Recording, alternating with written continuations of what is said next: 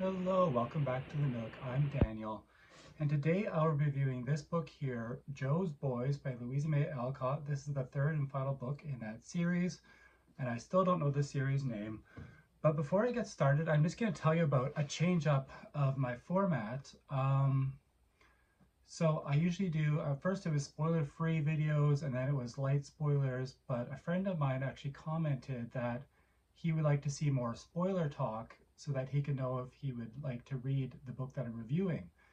And so my formula, what I'm going to do is I will keep it spoiler-free for part of the video, and then I'm going to tell you when I'm going to get into spoilers, and if you don't want the spoilers, you can click off of the video, and I'll say 3, 2, 1 spoilers, and then I'll get into it. So I will now give my spoiler-free thoughts first on Jo's Boys.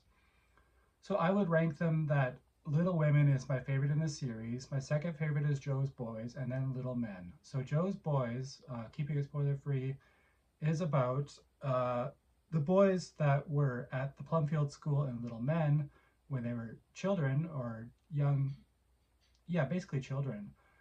They're all grown up in Jo's Boys, and some of them, like Dan, the troublemaker who kind of came around, Jo hadn't seen her for years, and he comes back and he's got a beard and everything. He's all different.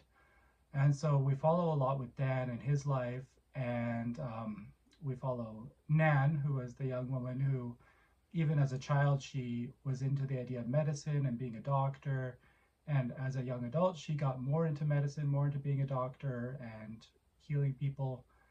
And of course, Nan has a constant thing with Tommy Bangs, this young man who was the troublemaker, not troublemaker, this class clown of Plumfield in Little Men. Tommy Bangs, of course, is still in love with Nan, and Nan does not return his desires, does not return his love, and he doesn't give up. And keeping it spoiler free, I will say a lot of these young boys, like Nat is the other one. He's the one that in Little Men, he was the musician, he could play the violin, and he came to love Plumfield and Nat. Yeah, you see his romance that develops, that I'll get into in the spoilers. You see other romances, you see what happens to Stuffy. Stuffy, I don't think I talked about Stuffy in Little Men. He's a chubby boy who loves to eat, and he's always being told, don't eat so much, and you'll kind of see what happens to Stuffy in the spoiler comments. But altogether, Little Jo's Boys is a very, very good book. Like I said, it's not quite as good as Little Women in my opinion, but it's better than Little Men. So you get to see Jo, these boys that she taught, you get to see them all grown up, and you get to see her other children, such as, her nephew is Demi. Demi is her nephew, and then Daisy is her niece. And you get to see a lot of Josie. Josie would be Meg and Mr. Brooks' daughter. She was a baby in Little Men, and she's a teenager in Jo's Boys, I believe, and she is into acting. She loves acting, and she meets an actress, an older woman who's an actress, and she gets, yeah, she gets lessons from her, and it's just a good thing for Josie. And yeah, so you don't see lots of Amy, and you see some of Teddy, of Theodore Lawrence, Laurie.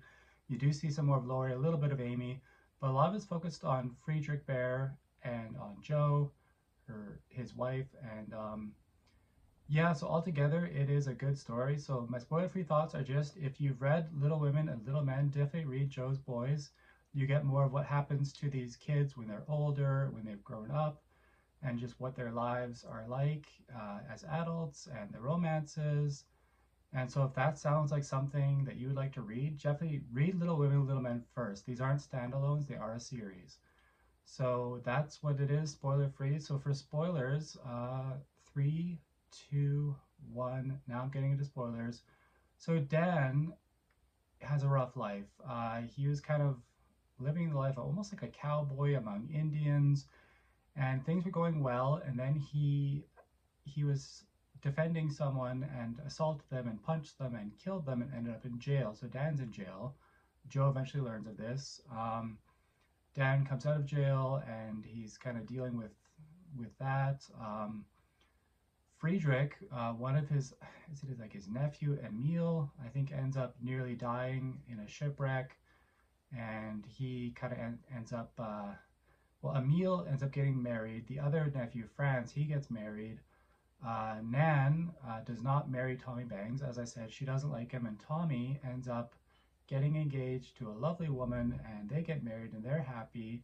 So that's what happens with Tommy. Nat, the young man who could play the instruments, he's in love with Meg's daughter Daisy, the twin of Demi.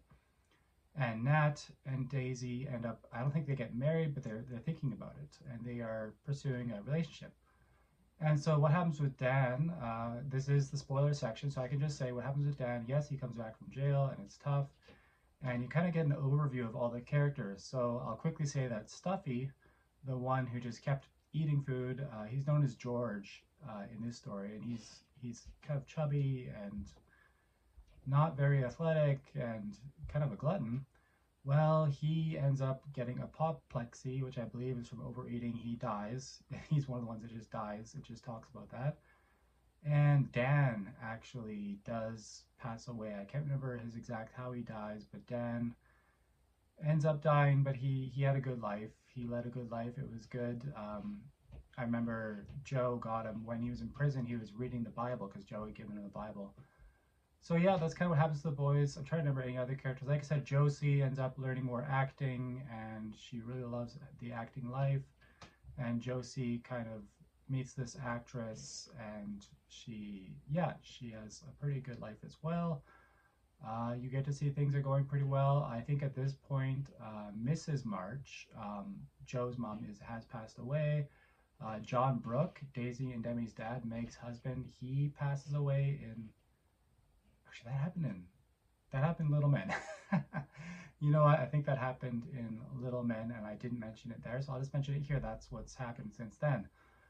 Altogether, yeah, Joe's Boys is a really, really good story. I highly recommend. Like I said, only read it if you have read Little Women and Little Men. And I would say this one's not quite as good as Little Women, but at least better than Little Men. And I would say I do like Little Men a lot too. So yeah, those are my thoughts, both spoiler-free and spoiler-filled. And please remember to like and subscribe. Leave a comment what you think of this book or if you've read it. And remember, you're always welcome at the Nook. Bye.